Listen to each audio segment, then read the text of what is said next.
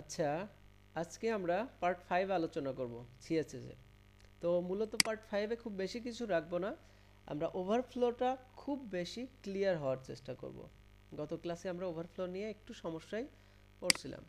তো ঠিক আছে, চলো কথা না বলে আমরা HTML টা করি, নিলাম। তো নেয়ার পরে মনে করো যে একটা div দিই, মনে করো যে 1 নামে একটা div নিলাম, আর মনে করো যে sorry, সেটা একটু পরে নেই, আগে দাঁড়াও। নিলাম, এখানে একটা লিংক করি। আমাদের সব করা আছে ওইদিকে, হ্যাঁ, আমি জাস্ট এখানেই করছি। তো মনে করো এটাকে আমরা রান করি। এবার রান করে দেখো কিছুই দেখা যাচ্ছে, যাচ্ছে না। এইবার আমি মেইনলি কি করছিলাম, এর আগের বার কেন সমস্যায় পড়ছিলাম বলি।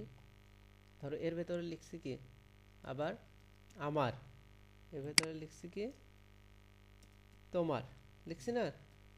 এবার ধরো দিলাম, এই যে আসছে না। তাহলে মনে করো যে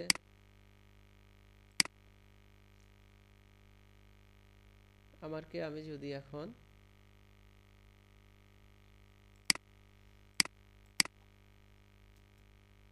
হাইট দিলাম 300 পিক্সেল, উইথ দিলাম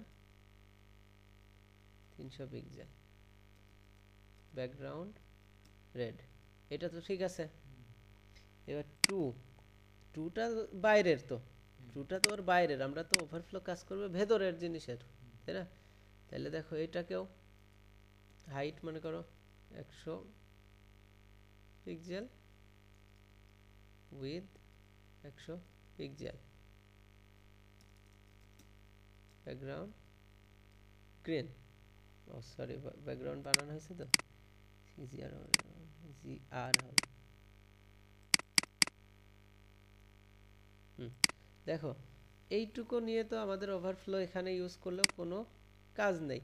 আমি যদি নিচেরটাকে যদি আমি এখন মার্জিন দিই, দেখো মার্জিন টপ, দেখো মার্জিন টপ যদি আমি দিই, দেখো উপর থেকে সে কি, সরি 0, দেখো উপর থেকে পাচ্ছে। আমি যদি এটাকে কমাই, মাইনাস করি, তাহলে কি হয় দেখো, দেখো ওর উপরে উঠে যাচ্ছে, যাচ্ছে তো, জিনিসটা একটু খেয়াল রাখো, যাচ্ছে না?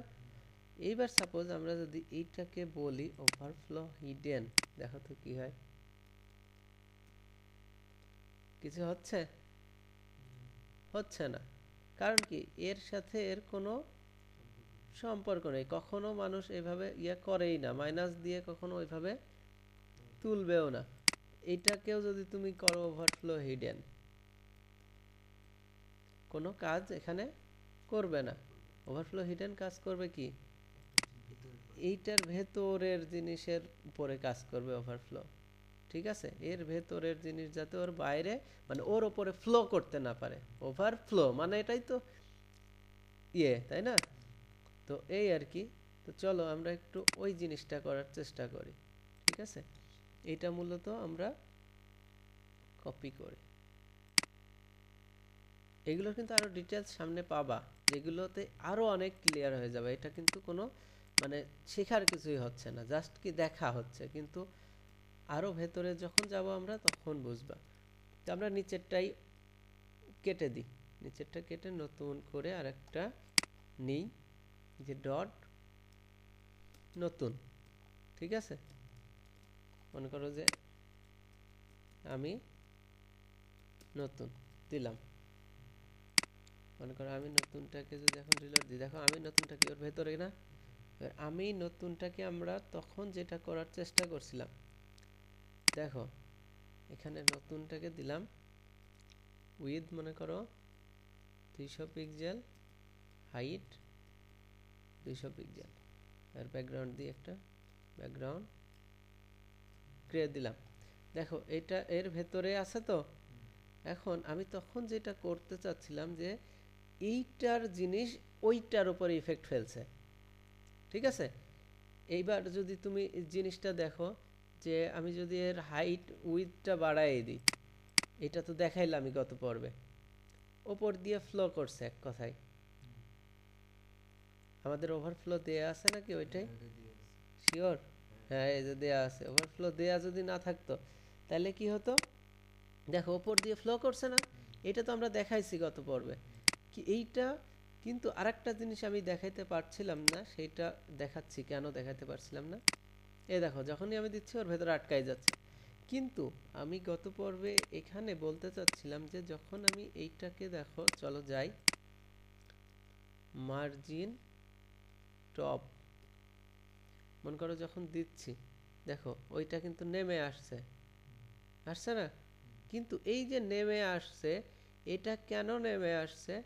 আমি যদি এই জিনিসটাকে কিন্তু তখন আমি মানে তোমাদেরকে ওইভাবে বোঝাইতে পারছিলাম না, যে ফ্লোটা বোঝাচ্ছিলাম কিন্তু ওইভাবে বোঝাইতে পারছিলাম না। এখন বোঝানোর চেষ্টা করছি। চলো এখন যদি আমি মনে করো যে এই HTML এ যাই, এই যে টেক্সটটা, এই টেক্সটের কারণে, টেক্সটটা কি কোনো ডিভের ভেতরে আছে? মানে ও নিজে ডিভের ভেতরে আছে কিন্তু ওকে কোনো কিছুর ভেতরে আটকানো আছে? নেই। এবারে টেক্সটটাকে কেটে দাও, সেভ দিলাম এবার, ঠিক আছে? এইবার আমি রিলোড দিলাম, দেখো ওই টেক্সটটা কেটে দিছি না? ওই টেক্সটটা ওয়ানের ভেতর যে টেক্সট ছিল কেটে দিছি। এইবার এইটাকে নিয়ে কাজ করব। মনে করো height 200 pixel with pixel, background grey. এবার মনে করো আমরা একটু উইথটা বাড়াইয়ে দেখি যে আগের মতো আছে কিনা। মনে করো উইথটা, এই দেখো আমাদের ওভারফ্লোটা কি করা আছে, ওভারফ্লোটা কেটে দিয়ে আসি। মনে করো ওভারফ্লো নেই। এবার এখানে আসো, এখানে এসে দেখো উইথ বেড়ে গেছে, বেড়ে গেছে না? একটু আগে আমরা যখন মার্জিন ইউজ করছিলাম তখন কি হচ্ছিল? নিচে নেমে আসছিল না? দেখো 0। এবার দেখো কি হয়, কি হচ্ছে এবার? ওটাকে সহ টেনে আনছে না? এই সমস্যাটাই আমি তোমাদেরকে তখন দেখানোর চেষ্টা করছিলাম, যে কিন্তু ওই যে টেক্সট দিয়ে ফেলছিলাম না, টেক্সট থাকলে ওইটা কাজ করবে না। বোঝা গেছে? আমরা ওর ভেতরে আরেকটা দিব, তারপরে দেখবা আমরা তো ভুলগুলো এভাবেই ধরবো আর শেখার চেষ্টা করবো, তাই না? কিন্তু যখন ওয়ানকে আমরা ওভারফ্লো দিতাম তখন কি হতো দেখো, দেখো কি হলো, বোঝা কি গেছে কিছু? তখন শুধু ওইটাই এই যে নিচে নেমে আসছে, এই যে নিচে নেমে আসছে। এবার কি ক্লিয়ার হয়েছে এই জিনিসটুকু, যে আমরা ওভারফ্লোটা মার্জিন দিচ্ছি কোথায়? যখন এখানে ওভারফ্লো করছি না, মার্জিন দিচ্ছি কিন্তু আমি এই ভেতরের ডিভকে, কিন্তু দেখো পেয়ে যাচ্ছে ওই যে ওইটা, দেখছো? ওইটাও পেয়ে যাচ্ছে, ওর মার্জিন পেয়ে যাচ্ছে কি ওইটা।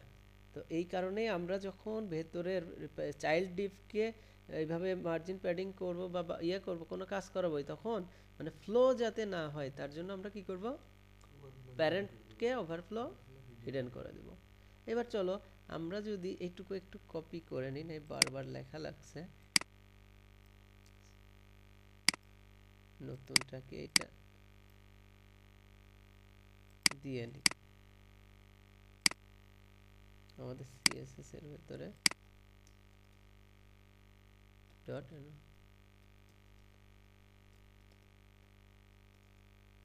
আরও ডিটেলস আমি পরবর্তীতে আস্তে আস্তে আলোচনা করব না, পর্যায়ক্রমে যখন ওইটার পার্ট আসবে।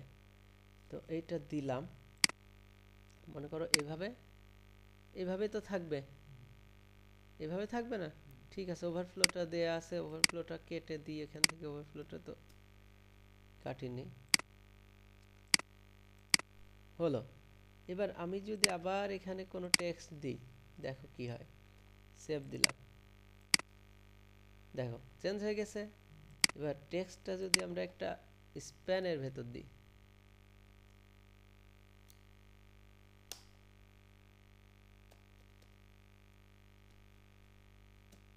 তাহলে কি হতো চলো একটু দেখি। এগুলো এভাবে কিন্তু টেস্ট করে দেখতে হবে। দেখো কোনো চেঞ্জ হচ্ছে? হচ্ছে না। কিন্তু আমি যদি টেক্সটটা কোনো ব্লক এলিমেন্টের ভেতরে দিতাম, টু, তারপরেও কি হতো, একটু টেস্ট করবো, এভাবেই কিন্তু টেস্ট করতে হয়। কোনো চেঞ্জ নাই, তার মানে বোঝাই যাচ্ছে যে আমরা যখন শুধুমাত্র একটা জিনিস এর ভেতরে থাকছে, দেখছো? শুধুমাত্র একটা। আমরা যদি এই টুর বদলে এখানে আর একটা ডিভ নিতাম তাহলে কি হতো? তোমরা টেস্ট করবা কিন্তু এইভাবে, আমি তো তোমাদের দেখাই দিচ্ছি যে তোমরা কিভাবে শিখবা। তোমরা কি করবা, চেষ্টা করবে এইভাবে, ক্লাস ইকুয়াল টু এমপি দিলাম, দেখো একটা নতুন ডিভ নিছি না? এবার এটাকেও আমরা একটু ডেকোরেশন মানে ওইভাবে দিই, দেখি আমাদের ইয়ে কি হয়।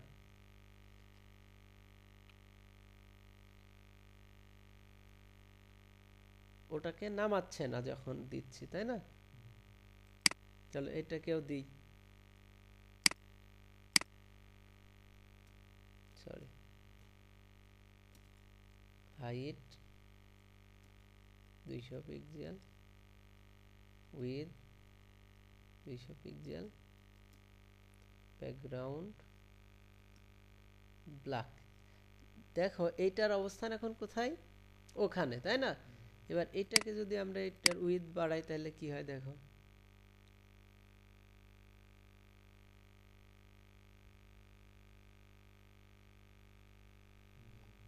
দেখো বেরোচ্ছে না? আচ্ছা, নতুন যে ছিল, নতুনটা কোথায় গেছে বলো তো? নতুনটা ওই দেখো নিচে চলে গেছে, কারণ কি? নতুনটা এখন কিন্তু মার্জিন নিচে কোত্থেকে দেখতে পারছো তো? নতুনটা কিন্তু এখন মার্জিন এর এতক্ষণ নিচ্ছিল ওই ওপর থেকে, শুধু ওই পাচ্ছিল, কিন্তু এখন নিচ্ছে এই যে ওপর থেকে জায়গা খেয়ে নিছে এই যে এই ডিপটা। এখন ওই নতুনটার মার্জিনটা যদি আমরা সাপোজ কেটে দিই, কি হয় দেখো, থেকে যাবে। কি হচ্ছে? থেকে গেছে না? কিন্তু দুটোই কিন্তু ফ্লো হচ্ছে, ফ্লো হয়েছে কিনা? কিন্তু আমরা যদি ওয়ানটাকে এখন জাস্ট ওভারফ্লো দিতাম, দেখো ওর ভেতরে আটকাই গেছে। তাহলে কি ক্লিয়ার? এখন এমপিটার সাইজটা যত আমি বাড়াই দিচ্ছি কি হচ্ছে শুনবা, ওই এমপিটা ওর জায়গাটা ওই যে নিচ থেকে ঠেলে ওকে নিচে ঢুকাই দিচ্ছে। এই হচ্ছে মূলত কি ওভারফ্লোর কাজ। ক্লিয়ার কনসেপ্ট এখানে, আরও ক্লিয়ার আস্তে আস্তে হয়তো বা হয়ে যাবে সামনে। তো আপাতত এইটা মানে ওই সমস্যাটার কিছুটা মানে ক্লিয়ার সমাধান দেওয়ার জন্যই এই ভিডিওটা করা, ঠিক আছে? আশা করি বুঝতে পারছো। ঠিক আছে, পরবর্তী টিউটোরিয়াল দেখার জন্য প্রস্তুত থেকো।